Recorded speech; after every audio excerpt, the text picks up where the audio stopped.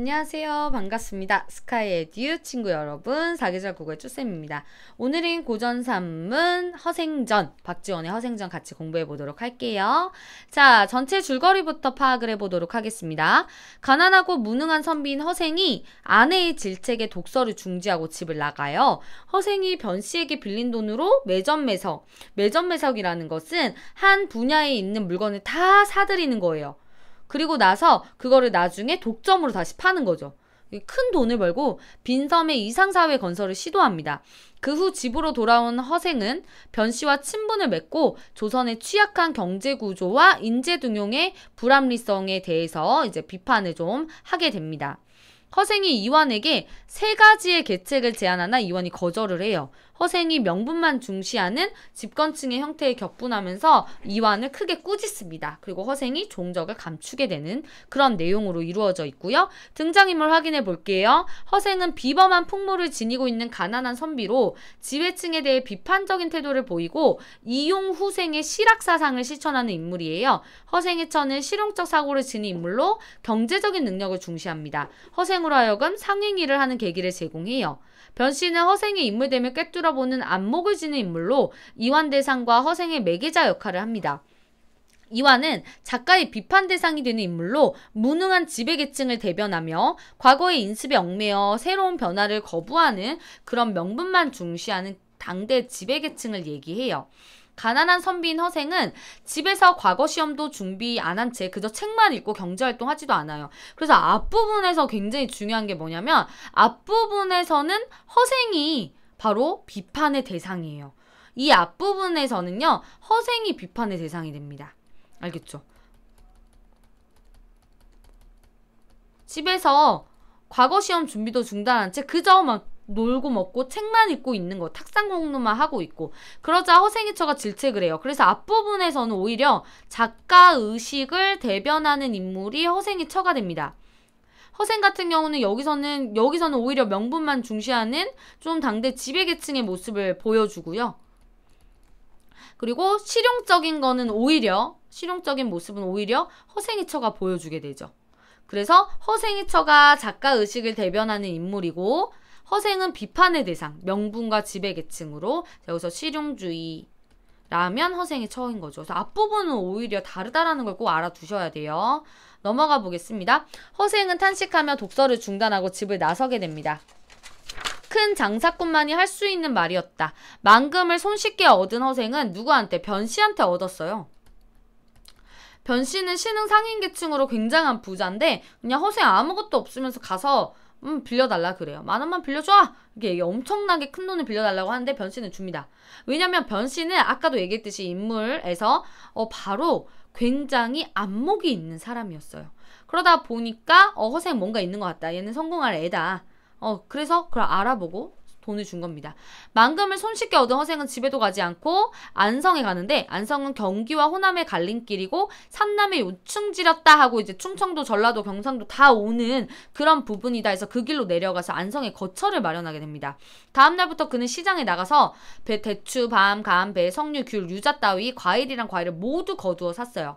파는 사람이 부르는 대로 값에다 주고 팔지 않는 사람에게는 돈을 엄청나게 많이 주고라도 샀어요. 그리고 사는 대로 한정없이 곳간에 저장해 두었어요. 이렇게 되자 오래지 않아서 나라 안에 과일이랑 과일은 모두 바닥이 나버립니다. 대신들의 집에서 잔치나 제사를 지내려고 해도 과일을 구경하지 못해 제사상도 제대로 갖추지 못할 형편이었어요. 이걸 통해서 알 수 있는 것 굉장히 중요합니다. 경제 구조의 취약함과 잔치와 제사에만 몰두하는 양반의 허례허식, 꼭 과일이 있어야 하는, 제사상을 꼭 차려야 하는 그런 허례허식을 비판하는 부분이죠. 과일 장수들은 이번에는 허생에게 달려와서 과일을 얻을 형편이 되었고 저장했던 과일들은 바로 10배 이상으로 호가했어요. 허생은 길게 한숨을 내쉬었습니다. 좋아할 일이 아니라는 거지. 조선이 굉장히 취약한 경제 구조를 가졌구나. 이것에 대한 탄식입니다. 만냥으로 온갖 과일의 값을 좌우했으니 우리나라의 형편을 알만하구나. 그는 다시 칼, 호미, 포목 따위를 가지고 제주도에 건너가서 이제 그 머리를 싸매지는 말총을 죄다 사들이면서 말했어요. 몇 해 지나면 나라 안의 사람들이 머리를 싸매지 못할 것이다. 그 양반들의 치장에 필요하게 된 말총을 또 매점매석함으로써 그죠? 그래서 이들의 허례허식을 비판했습니다. 자, 우리 허생이 상행위를 좀 볼까요? 허생은 변부자에게 빌린 만냥으로요, 과일과 말총을 삽니다. 과일은 주로 제사를 지낼 때 쓰고, 말총은 양반들이 머리를 삶을 때 사용하는 양반의 전유물이라고 할 수가 있어요. 양반의 전유물. 허생이 과일과 말총을 매정매석 모두 독점함으로써 많은 돈을 벌 수 있었던 것은 양반들이 제사 같은 예도나 의관, 머리 싸매지는 거 이런 거 너무 중요시했다 이거야. 그럼 물품값이 10배로 뛰어올라도 그 값을 주고 사갔기 때문이죠. 허생의 이러한 상행위는 비록 비정상적인 것이지만 나라 안에 과일과 망건값을 좌우했다는 것은 당시 경제구조의 취약성, 굉장히 취약하다라는 걸 알 수가 있고, 양반들의 허례허식에 치중하는 그런, 여기 허례허식 와야 되고 여기 거칠애라고 바꿔주세요. 양반들의 거칠애에 치중하는 허례허식을 면밀히 보여주는 것이다. 요렇게. 자, 중략 넘어가고, 이때 변산 지방에 수천 명의 도둑이 나타나 도둑질을 하고 있었대. 여러 고을에서는 나졸들까지 풀어서 도둑을 잡으려 하였으나 도둑의 무리를 쉽사리 소탕하지 못했대요. 도둑들을 얘네들은 소탕을 해야 된다라고 생각하는 거야. 구제의 대상으로 보기보다는 바로 토벌, 어떻게든 잡아내야 된다라는 대상으로 여기는 지배층의 인식이에요. 그러나 도둑의 무리 역시 각 고을에서 대대적으로 맞고 나서니 쉽게 나아가 도둑질하기 어려워서 마침내 깊은 곳에 몸을 숨기고 급기야 굶어 죽을 판국에 이르렀어. 허생은 이 소문을 듣고 도둑의 소굴에 찾아 들어갑니다. 그리고 도둑의 그 우두머리를 만나서 설득합니다. 너희들 1000명이 천금을 노략질해서 나누어 가진다면 한 사람의 앞에 얼마씩 돌아가느냐? 그야 한 사람의 한 냥이지. 그럼 너희들에게 아내는 있는가? 없소. 그럼 논밭은? 아니, 밭이 있고 처가 있으면 왜 도둑질을 해? 도둑이 사회의 구조적 모순 때문에 생긴다는 걸 알 수가 있어요. 아내가 있고 밭이 있고 이런 게 있으면 우리가 왜 이런 바로 도둑이 됐겠어? 이렇게 얘기하는 거지. 정말 그렇다면 왜 장가를 들어 집을 짓고 소를 사서 농사를 짓지 않나? 그렇게 하면 도둑이란 더러운 이름도 듣지 않을 테고 살림살이하는 부부의 재미도 있을 것이고 아무리 밖으로 나가서 쏘다닌다 해도 아무래도 잡아가지 않을 테니 얼마나 좋은 일인가? 길이길이 의식이 풍족할 것이다. 허허, 누가 몰라서 그래? 돈이 없으니까 그렇지? 허생은 웃으며 말했다. 너희들이 도둑질을 하면서 어찌 돈이 없는 것을 근심한단 말이냐? 정 그렇다면 내가 마련해주지. 내일 바다에 나가면 붉은 깃발을 단 배들이 보일 게다. 그것은 다 돈을 가득 실은 배야. 갖고 싶은 대로 다 가져가거라. 이렇게 말하고 어디론가 가버렸다. 도둑들은 하도 말 같지 않아서 모두 미친놈이라고 웃어댔어요. 처음에 허생을 미친놈이라고 지금 호칭을 하죠. 그러나 다음날 혹시나 해서 바다로 나가보니 허생은 이미 30만 냥이나 되는 돈을 배에 싣고 기다리고 있지 않은가? 도둑들은 크게 놀라 이건 보통 사람이 아니라고 생각했다. 모두 줄을 지어 절을 했다. 그저 장군님의 분부대로 따르겠습니다. 호칭의 변화죠. 허생의 능력을 확인한 후 허생을 대하는 태도가 달라졌어요. 호칭의 변화. 그렇다면 어디 너희들이 질 수 있는 대로 가지고 가봐라. 허생의 말이 떨어지자 도둑들은 앞을 다투어 돈자루에 달려들었어요. 그러나 욕심뿐이지 제 아무리 기운께나 쓰는 놈일지라도 100냥을 짊어지지 못했어요. 그러니까 돈 무겁지, 그죠? 100냥도 들지 못하는 주제에 너희들이 무슨 도둑질 한단 말이냐? 그렇다고 이제 평민으로 돌아가려고 해도 너희들의 이름이 도둑의 명부에 올라왔으니 그것도 안 되고 그렇다면 갈 곳도 오겠구나. 그럼 잘 되었다. 내 여기서 기다리고 있을 터이니 이제부터 너희들은 한 사람이 100냥씩 가지고 가서 계집 하나와 소 한 마리를 구해오너라. 너희들의 실력을 한번 보겠다. 그러니까 이게 계집 하나와 소 한 마리가 가정을 이루고 농사를 짓기 위한 최소한의 조건이지. 도둑들은 대답을 하고 저마다 돈자루를 거머쥐고 뿔뿔이 흩어졌습니다. 자, 최소한의 조건이 되는 거죠. 계집 하나와 소 한 마리. 도둑들은 대답하고 저마다 돈자루를 걸머쥐고 뿔뿔이 흩어졌대. 허생은 200명의 식구나 1년 동안 먹을 양식을 2000명의 식구나 1년 동안 먹을 양식을 장만해가지고 도둑이 오길 기다렸대. 도둑들은 기일이 되자 모두 모여들었고 허생은 그들과 부인들을 모두 배에 실었습니다. 허생이 도둑들을 도거리로 몰아갔으므로 이때부터 나라안도 잠잠해졌어요. 무능력한 지배층과 달리 근본적인 문제를 해결한 허생을 알 수가 있죠. 그래서 허생의 영웅적 면모를 알 수가 있다. 라는 거. 그 다음에 이제 또 여기에 이 중략 부분에서 허생이 빈섬에서 이상국을 건설하려고 하거든요. 그 부분이 좀 나오는데 생략이 됐죠.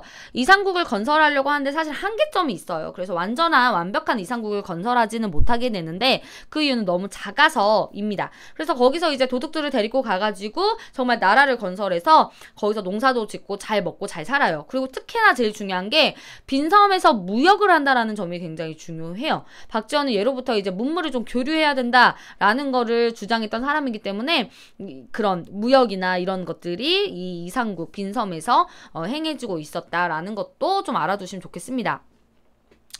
이공이 들어왔다. 이완대장입니다. 이완대장. 그러나 허생은 일어나 맞이할 생각조차 하지 않았습니다. 이공은 몸둘 바를 몰라 하다가 마침내 나라에서 어진 사람을 구하고 있다는 자기의 뜻을 말합니다. 허생은 손을 휘저었습니다.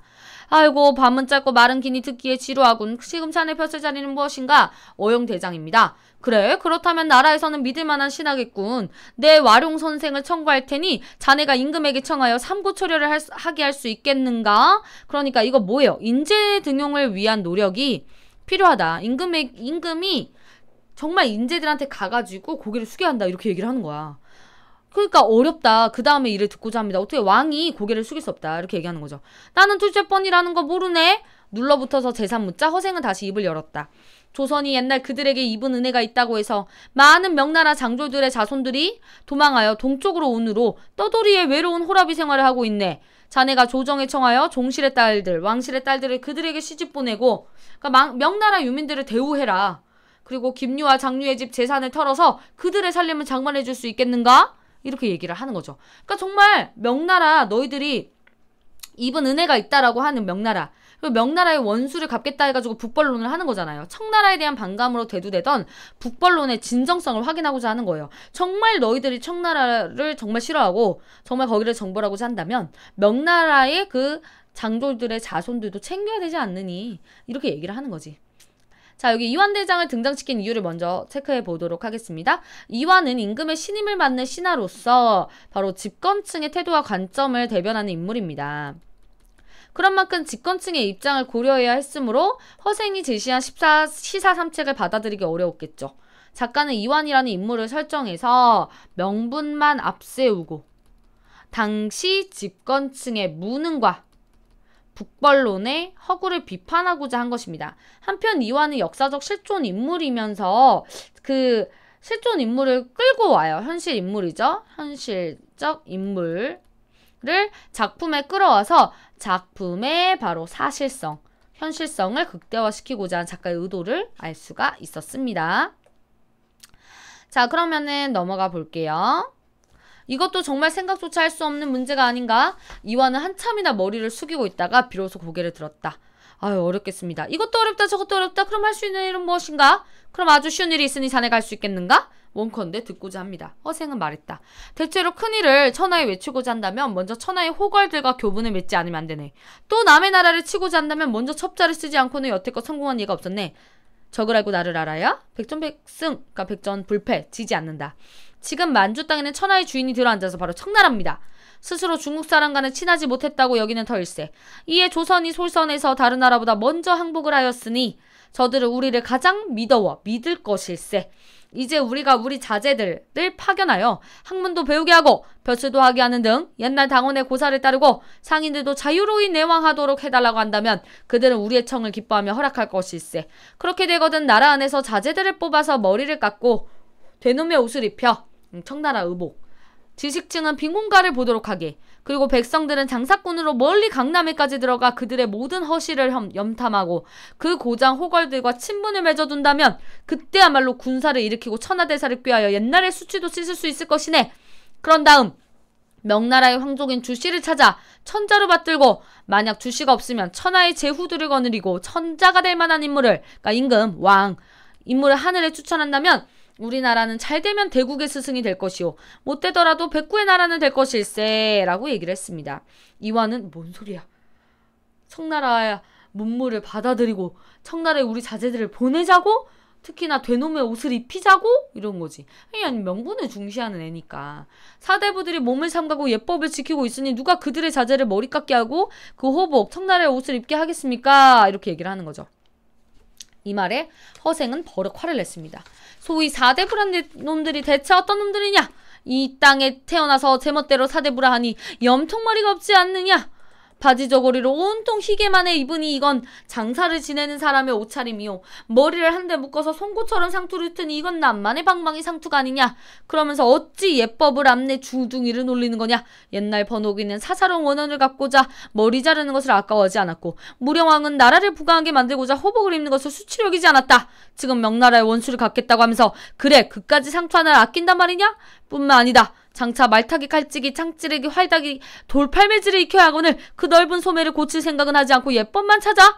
내 비로소 세 가지를 말했으나 인재등용, 명나라 후손들에 대한 배려, 청나라의 고류. 이게 조선의 부국강병을 위한 작가의 생각이었던 거죠. 너는 그중 한 가지도 못한다 하면서 그래도 신임받는 신하 노릇을 하단 말이냐? 위정자의 무능을 비판하고 있는 부분이죠. 그래도 이런 놈은 참수, 죽이는 게 옳다! 이렇게 얘기하는 거죠. 목표를 이루기 위해 노력했던 역사적 인물들의 사례를 들어서 허례의식에 얽매여 있는 지배층의 태도를 비판하고 있는 부분이죠. 조선의 지배층이 내세우는 북벌론이 시상, 명분뿐인 허위다라는 걸 지적하고 있습니다. 북벌론이 바로 청나라를 치려고 하면서 청나라에 대한 거 문물을 알지도 못하고 이렇게 이건 명분만 있는 것이다 라고 얘기하는 거죠. 허생은 좌우를 돌아보며 칼을 찾아 찔러 죽일 듯한 기세다. 이공은 크게 놀라 엉겁결에 뒤창을 차고 나와 뒤도 돌아보지 않고 집으로 돌아갔습니다. 다음날 그는 다시 허생의 집을 찾았으나 이미 집은 텅 비고 찬바람만 쓸쓸할 뿐 주인의 종적은 어디에도 없었습니다. 허생이 사라진 이유는 뭘까요?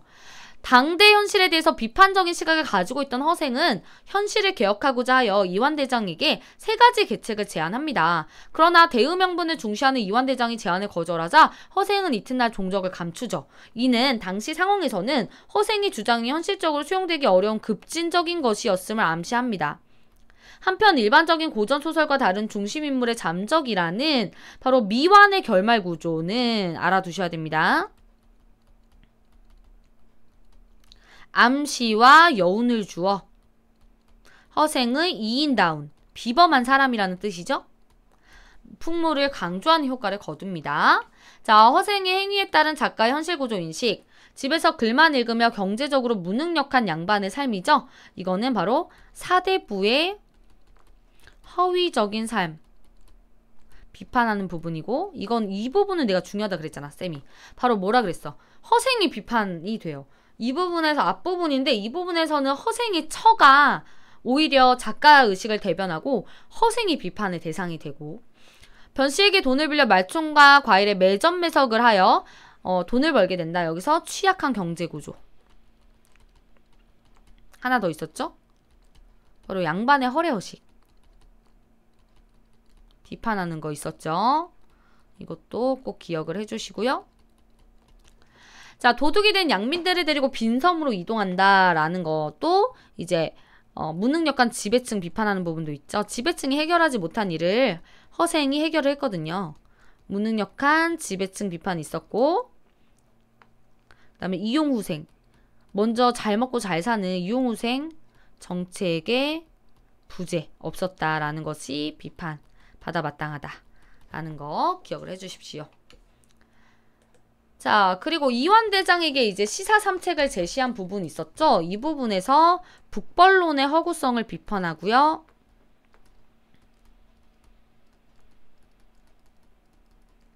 명분을 중시하는 지배층 비판했습니다. 그렇죠? 기억해 주시고요.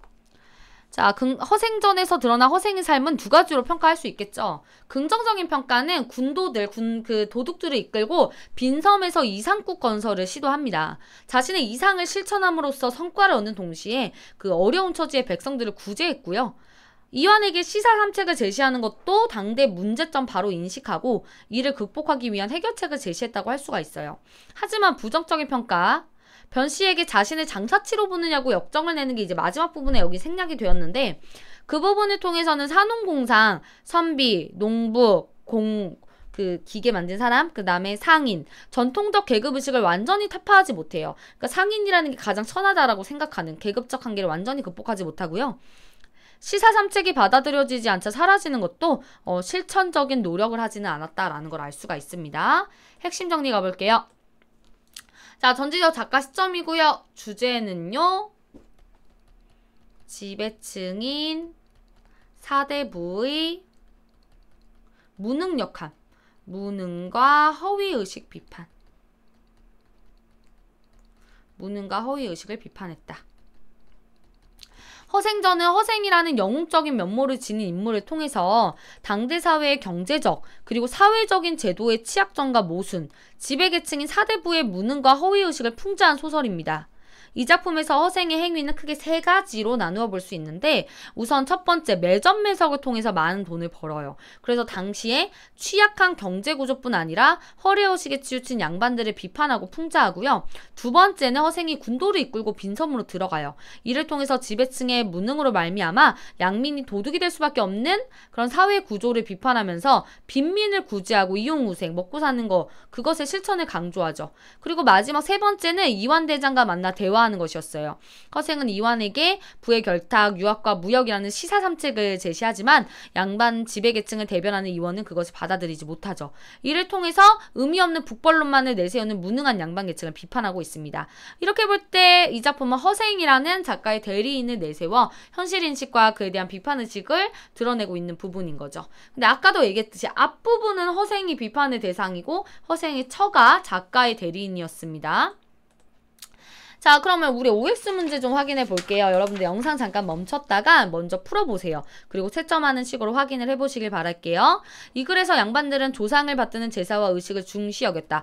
허례허식이라고 얘기를 했잖아요. 그죠? 그래서 맞는 얘기입니다. 이 글에서 당시의 치안은 도둑들의 세력이 백성의 생활을 위협할 정도로 허술했다. 라는 걸 알 수가 있다. 그러니까 도둑들의 세력이 백성의 생활을 위협할 정도로 허술했다라는 것은 조금 알 수가 없죠. 백성의 생활 자체를 위협했다라는 거는 아니고 그래도 이제 많이 세력이 컸다라는 건 알 수가 있죠. 이 글에서 허생이 많은 양민들이 도둑이 된 것을 본 후 유통구조가 취약한 나라의 현실에 대해서 탄식을 했다. 이 부분은 아니었지. 유통구조가 아니라 지배계층이 구제를 못한다라는 것에 대한 한찬이었죠. 구제를 못해서. 이 글에서 허생은 구체적인 계획을 가지고 도둑들을 이끄는 치밀한 사람이다. 맞죠? 그래서 군도들을 데리고 빈섬에 가서 이상국을 건설하려고 했죠. 이 글에서 허생은 재력을 내세워 도둑들의 환심을 사는 계산적인 인물이다? 이건 조금 아니죠. 그러니까 말을 안 들으니까 현물을 보여준 것 뿐이지. 허생은 이완대장에게 제시한 세 가지 계책 중에 세 번째 계책이 나머지에 비해서 실현 가능성이 있다고 생각한다? 다 실현 가능성이 있다라고 생각을 하는데 마지막에 그나마 이거는 너가 할 수 있을 것 같다라고 얘기를 하거든요. 그래서 맞습니다. 자, 그 다음에 이 글에서 백성들의 삶을 외면하는 지배층에 대한 백성들의 불만이 하늘을 찌르고 있었다라는 거 당연히 알 수가 있죠. 군도들이 막 이글이글 했잖아. 이 글에서 양민들 중 궁핍한 생활을 견디지 못하여 도둑이 될 수밖에 없는 사람들이 많이 있었죠. 그죠? 그래서 군도들이 막 부글부글 했죠? 허생이 제시한 세 가지 계책은 모두 임금, 신하, 백성이 각각 맡아야 할 역할이었다. 이렇게 막 딱딱딱 나눠지진 않았고요. 그게 다 지배계층이었죠. 결국엔 지배계층. 이 글 중 허생이 도둑을 몽땅 쓸어가서 나라 안에 시끄러운 일이 없었다라는 구절이 있는데 이는 허생이 영웅적인 면모를 부각시킵니다. 맞습니다. 지배층도 해결 못한 걸 허생이 해결했다라는 거 알 수가 있죠. 자, 그럼 서술형 문제 보도록 할게요. 이 글 중 허생이 이동한 빈섬이 의미하는 바로 이상국 건설이었습니다. 근데 얘기했듯이 한계점이 있어서 너무 작아. 그래서 결국에는 나중에는 허생이 나오게 되죠. 빈섬에서. 이 글에서 이완대장이 허생의 제안을 받아들이지 못하는 이유에 대하여 그 당시 그의 계층적 성격에 관련지어 서술하시오. 바로 이완은요. 지배계층의 입장을 대변하는 인물이에요. 그래서 받아들이지 못하고 있다는 것을 알 수가 있었습니다. 자, 그럼 뒷장 넘어갈게요. 이 글에서 허생이 당시 말총과 과일을 매점매석해서 돈을 크게 벌 수 있었던 원인들에 대해서 서술하시오. 왜냐면은 양반들의 제사에 우선 사용되고 그리고 말총은 어때요? 양반들의 머리를 싸맬 때 사용하죠. 그러니까 제사라든지 의관을 중시했던 양반들의 허례허식이 만연했다. 이것 때문에 허생이 큰돈을 벌 수 있었던 거예요. 이 글에 허생에 대해서 부정적인 면이 있었다라는 것은 뭐예요? 시사삼책을 제시만 할 뿐 실천은 하지 않고 사라지죠? 그래서 구체적인 노력이나 실천이 없었다라는 것은 부정적인 면이라 할 수 있겠습니다. 자, 여러분 수고 많으셨고요. 다시 한번 읽어보시고 꼭 복습해 주십시오. 감사합니다.